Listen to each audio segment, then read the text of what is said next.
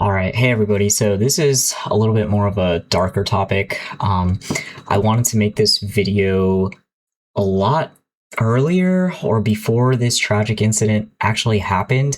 And it was more for just, kind of educational purposes. And it's still essentially for educational purposes. But I think from all the videos that I've watched regarding the whole Connor Murphy situation, it's pretty clear that most people know kind of why this happened. But I just wanted to kind of reiterate from a psychiatrist standpoint about, you know, everything that kind of happened. Um, and so, yeah, I've actually been watching Connor Murphy for a while. I'm sort of into fitness. I know it doesn't look that way, but I enjoy working out. And he was kind of one of those YouTubers that did like fitness pranks. He would go out and he would do like these shirtless things. And it's just, he was really famous at one point, and then his viewership, I guess, started like dwindling, as with I think a lot of fitness YouTubers. And then he got into some weird stuff, and then he started making, I don't know, other channels or other videos that weren't his usual content. But it was a very sudden change, to say the least. So I just wanted to kind of review. This is pretty much me just talking freely. There's no script on this. I just want to pretty much review kind of the progression of his mental health and essentially what happened. And I want to point out certain things that I noticed during this whole process of when his like mental health started deteriorating or getting worse. Just want to give a sort of a psychiatrist's viewpoint on this. The clinic that I work at, I mostly see patients that have diagnosed schizophrenia and bipolar disorder. So I see a lot of psychosis, and with that, a lot of substance drug induced psychosis and whatnot. So just wanted to sort of give my take on this whole situation. So we can start, by reviewing sort of how he was before all of this happened. So let's look at some of his videos from like 5 or 10 years ago, which is when he started getting famous. So this is one ads. This is one where he's just talking to people on Omegle. Bro, is that your girl? Dude, you gonna do that? All right, so he did like mogging videos before mogging was kind of a thing, clearly. And so you can see sort of just from his facial structure, essentially, or not facial structure, but his what we call affect. He had a very like normal affect. Just he's able to portray his emotions relative to kind of the situation, and it wasn't out of the ordinary or anything. Let's look at a full day of. How's it going, everyone? Today I'm going to be walking you guys through a full day of eating for me.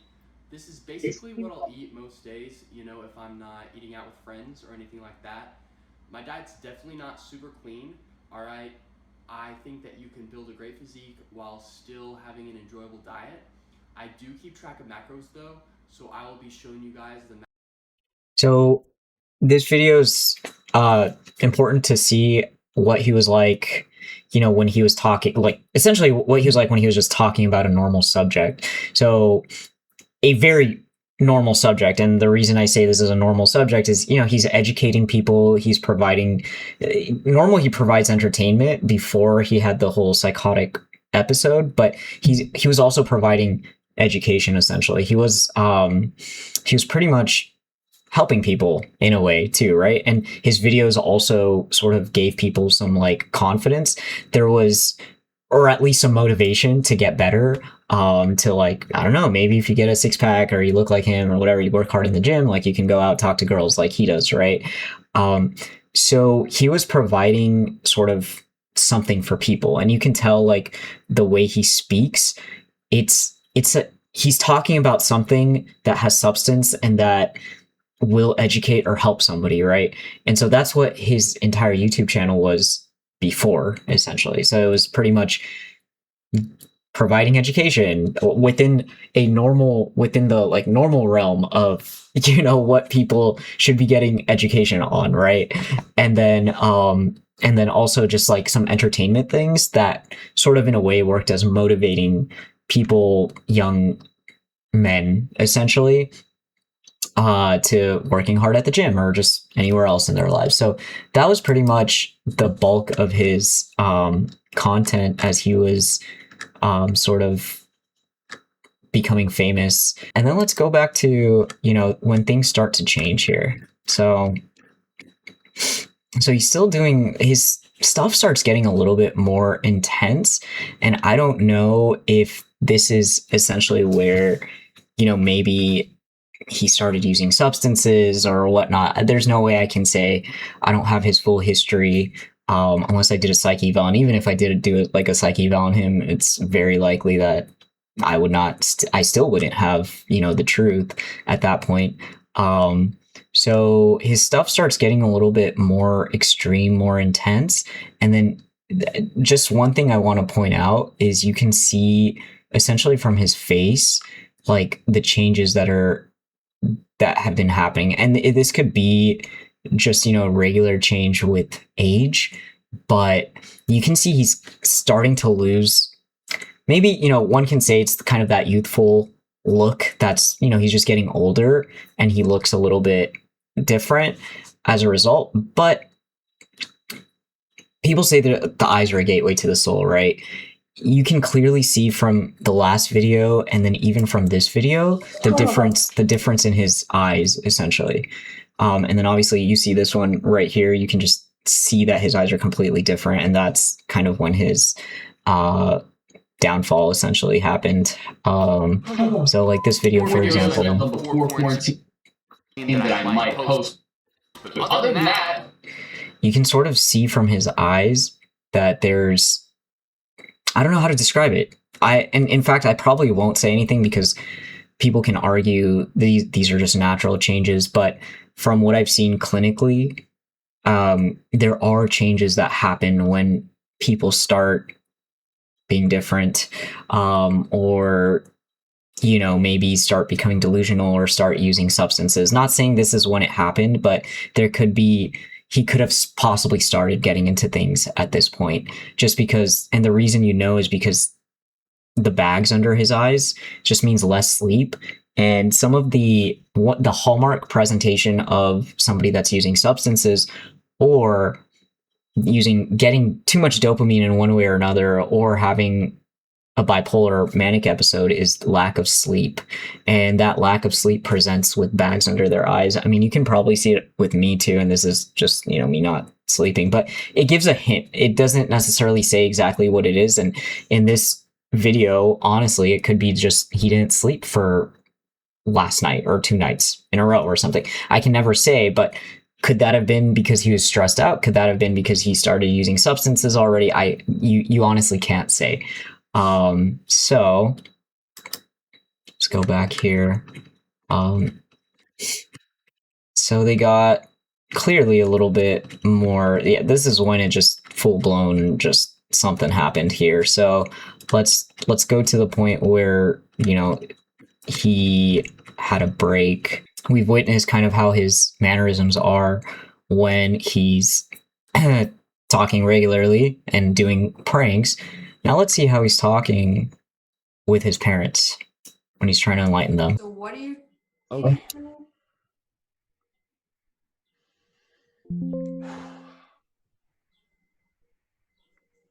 His parents are kind of like, what's going on here? Look, he already has different mannerisms. This is, you don't understand, you have no fucking idea how hard this is to say. Like, I want you to imagine, you know how I always wanted you guys to be proud of me? So when somebody's in a manic episode or coming out of a manic episode, they tend to have what's called a little bit more lability in their mood. So their mood will like fluctuate a lot more. Whereas when somebody's normal and not having a mental health episode, they will tend to talk about the subject very regularly. So he could have been like, you know, I kind of want to talk about this with you guys. Like, this is something that's really important to me. And that's more of a normal way of discussing something. But when you have somebody who previously was able to do that, and then you start seeing these like rapid, like emotional gestures and like emotional, like, I know, expressivity, is that a expressions? That's when you know something's off. Something's not right. We always have been. Will you though? Will you be always part of me no matter what? We don't have any choice. It's not true. It's falsehood. Like this is another thing I see in patients that are that tend to be manic. They tend to challenge things more, and he's in. I would say he's probably in a kind of a lighter state at this point, where he probably has a little bit more insight. And what essentially happens there is patients that are manic, they'll have what's called pressured speech. And that's where they start sounding more tense. And along with that comes challenging certain things or topics. And it could be just random things, or it could be relatively linear based off of what they're already talking about, but it's more confrontational and it's unnecessarily confrontational. And so that's what you can always tell somebody's manic. You need to see a combination of a few symptoms, but one way of telling somebody's manic is that pressured speech, where if they say something, and this is outside of like you just hit their car or you're tailgating them and this is a road rage incident, right? This is just within a normal interaction, like just a normal person to person interaction. There's no other preset like altercation that happened. The way you can tell somebody's manic is that tension that you feel when they're talking about whatever subject it might be. That's how we look at it, though. See, like his parents are saying something and you don't sense any tension with that, but then when he says something, you get this feeling. Sure. We're gonna stick with you, whatever's gotta happen.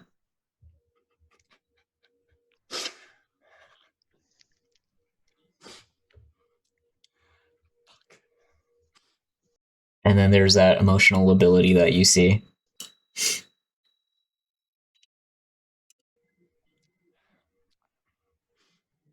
If anything, just be happy that you guys are correct. This shit is not real. I tried to. We read over it, me and my friends last night, and it made no sense. Just no sense. Like it completely vanished. All the sense that I had was gone. And I'm so scared. I just don't know what's happening. I don't know. You guys are right. I'm. Let's just say this. I'm going to continue YouTube, which is fine. I just lost a few days of reality. I'm going to continue YouTube like it always has been. It's going to be good. There's a lot of business opportunities in Austin. And it's going to be fun. Fuck! Damn it! I tried something on the You guys got the told me. Remember the fucking preface? No. The preface of the book. Guys, okay.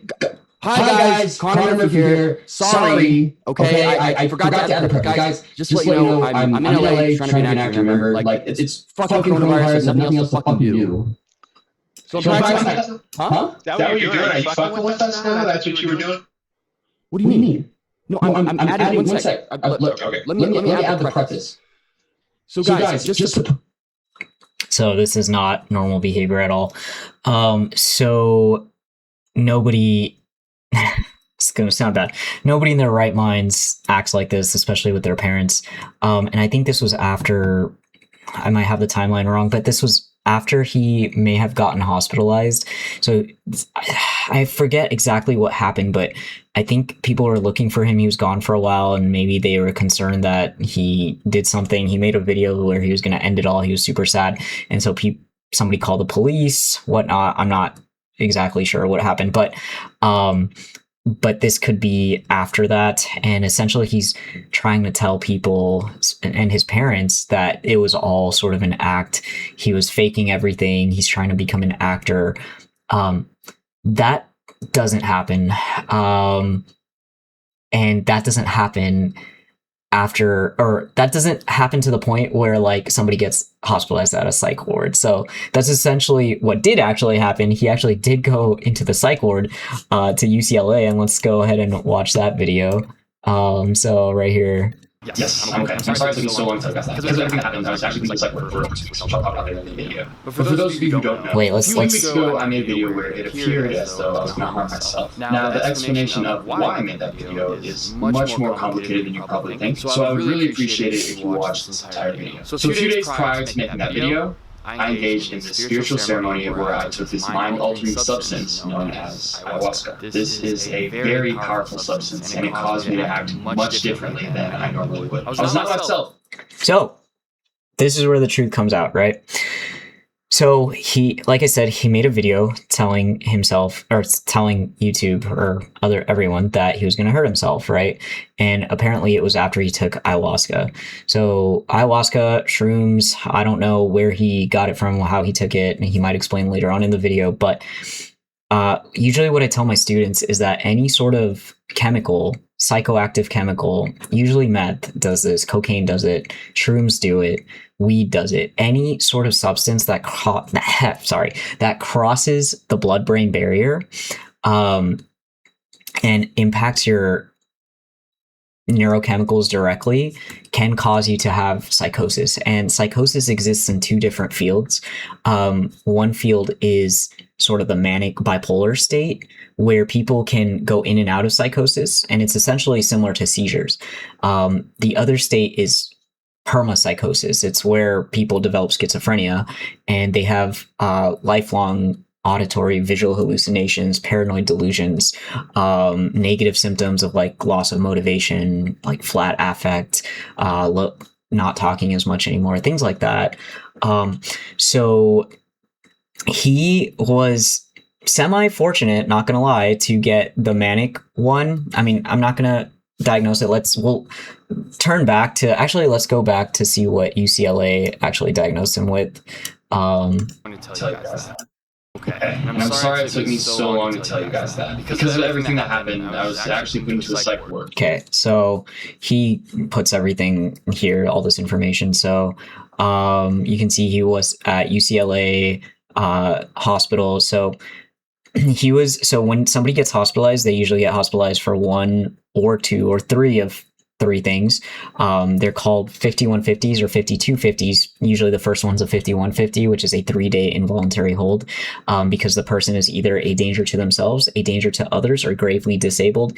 And what gravely disabled means is that the person can't essentially fend for themselves. They can't do their finances, they can't get food, they can't provide shelter or clothing, whatever it might be for themselves. And obviously the other ones are pretty self-explanatory. So what did they say here?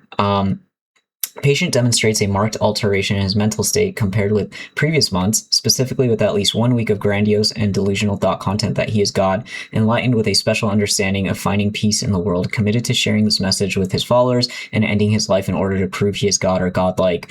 This led to him writing a suicide note and a YouTube video stating that he had disappointed his family and communicating intent to die, vaguely referencing short amount of pain in the bathtub to accomplish this. In the hospital, denied active SI, which is suicidal ideations, but continues with thought content about needing to die to prove he is God and needing redirection and emergency medication for nonsensical and disorganized thinking and erratic behavior, like trying to an exterior wall and being pulled to safety by staff. Further, he has not identified meaningful steps to be successful in translating a safety plan outside of the hospital, besides return to Austin, Texas, and has a lease expiring. So that was what was on the hold. So clearly the psychiatrists that were working there thought he was in a manic episode, which he very well was. And yeah, let's see what he has to say about this. Caused me to act much differently than I normally would. I was not myself for a while. So people say that, people can develop bipolar or manic episodes, without anything, but most often what I've seen is there is an inciting incident, usually a substance that triggers somebody to develop a manic episode. And in his case, he clearly knows what it was. Somebody can even say, like I said, this is in the realm of psychosis, so somebody can say this is substance-induced psychosis, but the presentation that he has is defined by the manic criteria. So after something like this happens, you're permanently bipolar 1, essentially. After I take it caused me to think and act very differently. Now, at the beginning of that video, I did say that I was acting, and that was true. I seriously meant that in the moment. Now, that doesn't mean that I was okay, or that I was in my right mind, but I was acting, and I'll explain why. Now, what I'm about to say seemed logical at the time because I was not in my right mind, but looking back on it, it does not now. But I'll let you guys know where my mind was at. So over the past couple of years, I've been trying to become an actor in Los Angeles. And I've never really talked about this, but to be honest, that's the main reason why I moved out there in the first place. So just a clarification of this, when somebody has a manic episode, a lot of what they're going through in reality molds itself with the presentation of mania. So what that essentially means is their manic delusions and manic presentations reflect kind of what they're already going through. And then it just becomes exacerbated or blown out of proportion or presents itself in a weird, out of the ordinary sort of way. So what happens is they will believe that what happened is sort of the truth. And it is, right? So he was trying to become an actor, but the psychotic episode made him have these behaviors. And a lot of the times people don't really realize they're manic. They can remember them being hospitalized, but once they reach that breaking point, that threshold into mania, they essentially lose their ability to recall all the incidents. So in his mind, as he was becoming manic and kind of reaching that threshold, he was like, yeah, I'm becoming an actor, and he was feeling the effects of the drug and also the cause of, his psychiatric episode. And then as soon as he lost it and he broke all insight, that's when everything else becomes a little bit cloudy. Very likely he's probably not going to remember what happened in the hospital. The events of a manic episode are usually pretty cloudy. They're very similar to when people have seizures.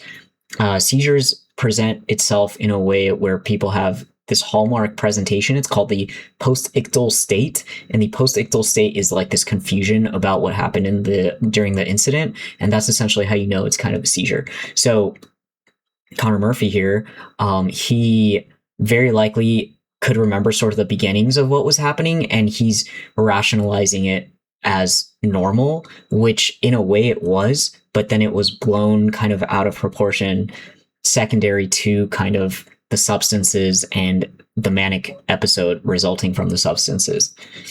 Agent, and I was doing auditions pretty frequently. The biggest job I got is actually airing right now on YouTube. It's this Bachelorette satire series. And although that was cool, my acting career just didn't live up to my expectations. I just didn't get any of the big jobs that I wanted, and I gave up. I plan on moving back to Austin on the 15th of May. I was planning on moving into this influencer house. I had a flight booked. I was completely prepared to leave. But that period of time where I was not myself, I had this crazy idea. I'd make some acting reels that were so dramatic and so controversial that it would grab the attention of producers. And this would be my one final shot at becoming an actor in Los Angeles. I just really did not want to have regret. In the moment, I feel like I was going to regret not trying harder. So there's actually more acting reels that I filmed that day that I haven't released, and they're not sad like the first one. Now this was a very spontaneous idea. Obviously it wasn't thought out very well. And at the time, I had tunnel vision. The only thing I could think about was my dreams, and I didn't think about the potential consequences that So he's literally describing like manic situations where people start having tangentiality, like they start thinking about, they're very goal directed, right? Not tangential, sorry. Tangential is like when they're kind of talking in speech, which he also probably did have, but increased goal directed activity is a hallmark presentation of somebody with bipolar disorder or somebody who's experiencing a manic episode. So they will start coming up with all these like random things that they want to do. They want to do this. They want to become an actor. They want to like win $1 million. They want to also play baseball. They want to move to Texas, like all these things. And that's all that they're focused on. So he's essentially just listing off his symptoms at this point. And for the video that I did release, I want to sincerely apologize. It was extremely insensitive to put out, and the meds worked. Like what they like UCLA, hey, if somebody has a, you know, a family member that's going through a mental health episode and they need to be hospitalized, man, send them to UCLA. Whatever they did there, lithium, whatever, Zyprexa, olanzapine, I don't know what they started him on. He's cleared out pretty well from his episode. So yeah. It caused a lot of stress for a lot of people. It's safe to say that I won't be taking that type of mind-altering substance ever again. But I just want to let you guys know that I was never going to harm myself. So let me tell you what happened after that video was posted. After that video, I went to Venice Beach and continued making these acting reels in the form of a vlog. Now, those next acting reels are different in the sense that they might be kind of controversial, but they could cause absolutely no harm whatsoever. To let you guys know that I wasn't, and that's another thing, when you're in a manic state, you start doing things you normally wouldn't do. So making controversial topics, videos, whatever, that's very, you know, in line with the presentation. I'm still not at all a danger to myself. And to try to alleviate some of the stress I may have caused, I'll actually be releasing these acting reels in the next few days on my vlog channel. Now, as I was making that vlog, I was arrested. Many people called the cops after that video was made. My friends were rightfully worried about me, and they actually led the cops right to where I was for over 2 weeks. The doctors died for opioid to myself. I was taken to UCLA's hospital and put in a psych ward for over 2 weeks. The doctors diagnosed me with drug-induced psychosis versus bipolar disorder, which basically means I had... There it is. So... or have one of these conditions, but they are not sure which. So while I was there, I was put on medication, and now the doctors and I can confidently tell you that I am back in my right mind, and I am feeling myself. So while this all seems like a very negative situation, I want to do my best to turn it into a positive, and to fix some of the damage that I've caused. I would like to believe that the goodbye video actually has a greater purpose, and will have an extremely positive effect in the long run. And I'll tell you why. Even though I've obviously had my struggles recently, the past few weeks have been some of the most self-improvement focused weeks of my entire life. I've had some extremely eye-opening spiritual experiences that have changed my life for the better. I can honestly say that I'm completely free of the illusion of death, and that I've been able to fill in some of the gaps. So this is actually sort of an eerie point of, I don't know, his career and his life. So that goodbye video and what he's kind of saying really just means a goodbye to his old self. So people don't realize this, but once you take these mind-altering drugs, a lot of people have this change in persona, and sometimes that could be, I don't know, some people say that might be a good thing. You have this like opening, this new insight into the world, into whatever it might be. You become a different person. You become more free. But is that really who you are? And in a way, that's what happened. And he's essentially really saying goodbye, to his old self. And now we see this person who is a different person as a result of the impact that this mind-altering drug has had on him. And so I sort of want to just stop this video here. I actually don't. Let me see what else he says. Between science and religion that I've had in my head, I've even been able to completely rid myself of insecurities and social anxiety that used to haunt me just months ago. I've also discovered simple, vastly abilities of studying, and I ran through my own past few weeks. My resting heart rate has gone from 70 to 50 just about weeks. For the first time in my entire life, I can honestly say I truly feel fulfilled. Even though my life situation has been great for a while, I just now find true inner peace and happiness after about 3 years of spiritual practice. I found something so powerful that the only thing in life that matters to me right now is sharing. I want you guys to experience and learn the things I have, because they are so incredible. So that's not really a good sign. He's completely different now. He's sort of, spiritually awakened. That is sort of a side effect of these mind-altering drugs. Like, you see a lot of people become sort of spiritually awakened.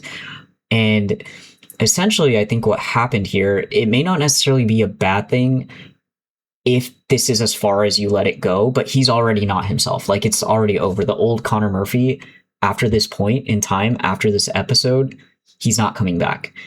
because the neurochemicals in his brain, he was probably very sensitive to whatever drug he took, right, to the ayahuasca, and so it changed his neurochemistry forever.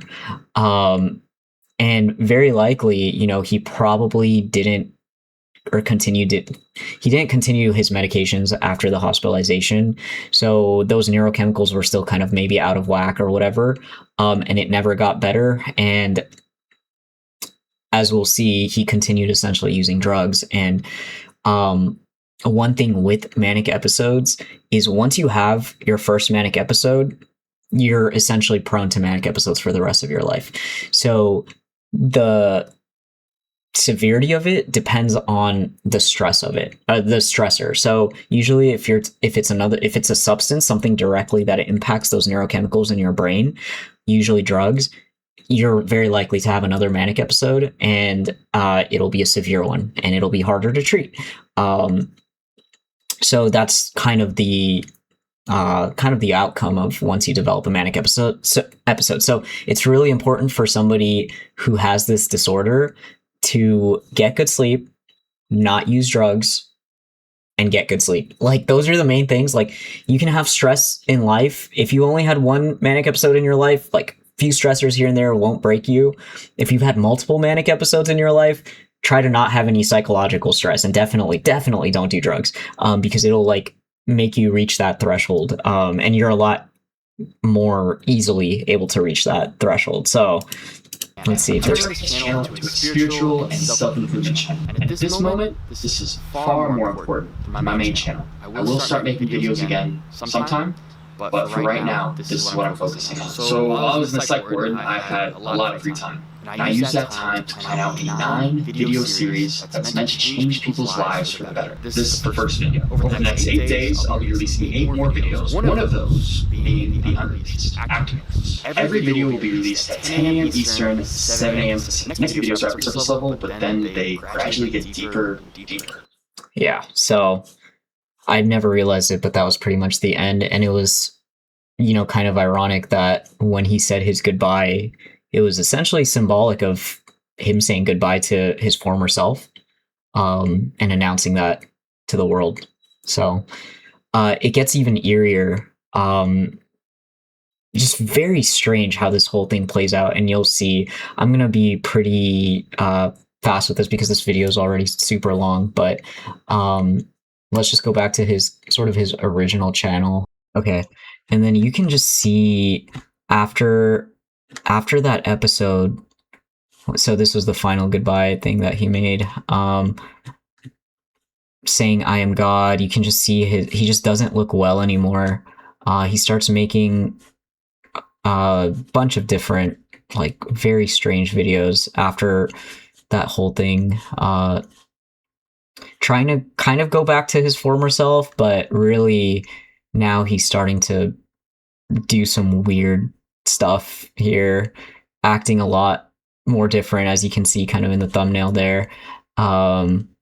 His other thumbnails have also changed into more extreme, maybe even suggestive thumbnails. So look at this. Yo, if you want to get girls, watch this entire video. Take it from a guy who has used every self-improvement tactic. Just his mannerisms are just so off and so, strange now. And then he pretty much, after all of this, he pretty much started, just posting weird stuff. And I took a mega dose ayahuasca and feel my reaction. Looks like maybe he started using ayahuasca again. I don't know, but he's getting into more sexually deviant like behaviors. He's drinking his own urine in public now. The thumbnails are getting a lot weirder, a lot stranger. 3.33 milliseconds of silence sound, very interesting. Getting mail. Day 33 gap in stream, took another mega dose of ayahuasca, more weird thumbnails. even weirder thumbnails. What is happening here? Okay. Why I'm Mickey Mouse and this is a fan from the channel. What's my sister? This is of the way to plan just a clear course of me. You can get away with anything you please, so get up with me. If you monetize this, homophobic. Previously on the Connor Murphy Show, what's real, what's an act? You ain't never gonna know! Please just listen to me. Please listen to me if you want to be free. Say you're gay. Just say you're gay. You get away with anything. I said the N-word, literally with a hard R, and no. Yeah. So I don't even know what to say there. I don't think at this point people just need any more proof. Like, it's very obvious here that his brain has completely changed, and it's a remnant of the, not even a remnant, possibly the active use of the substances as well. This was the last video that he made 2 weeks ago. Let's take a look here.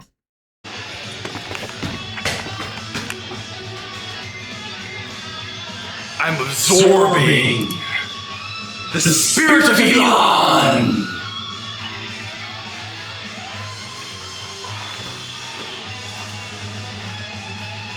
Thank you, Elon.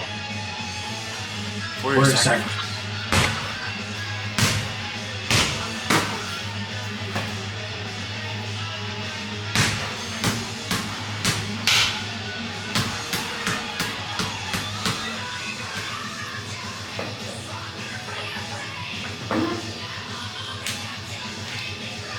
Elon, I will become the most famous guitar player in the world. Just for you.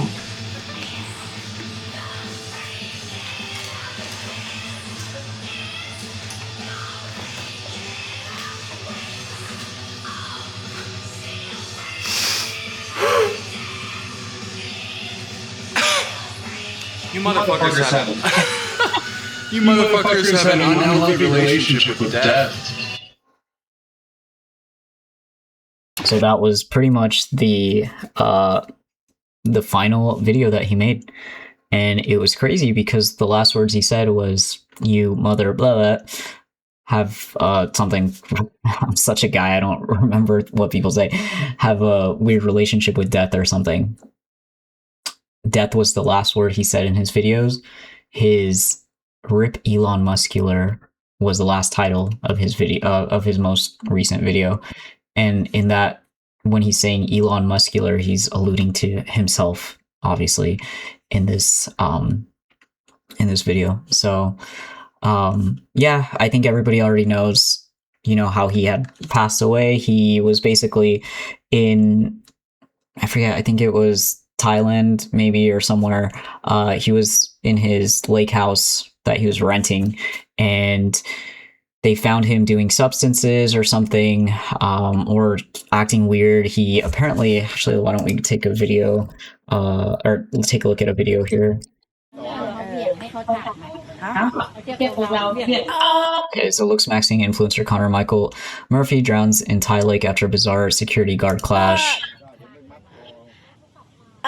พี่เขาไม่โผล่อะไม่ได้ทำไหนแล้ว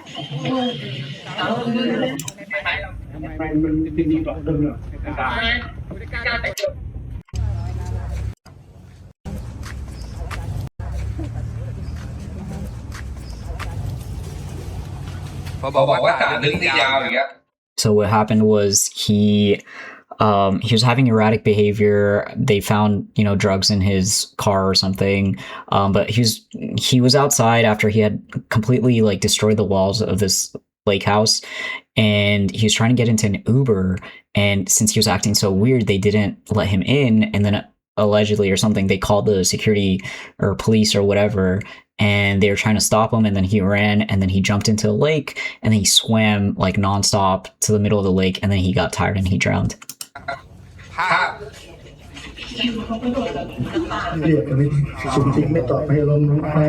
Those are probably some drugs that they found. เยอะไหม แล้วเล่นสมบูรณ์ เพราะว่า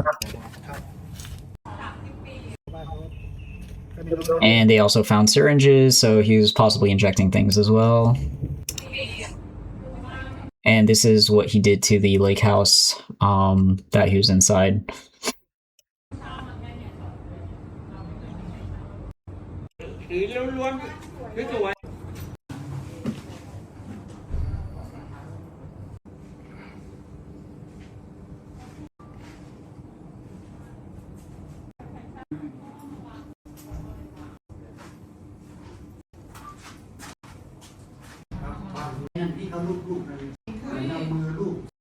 So yeah.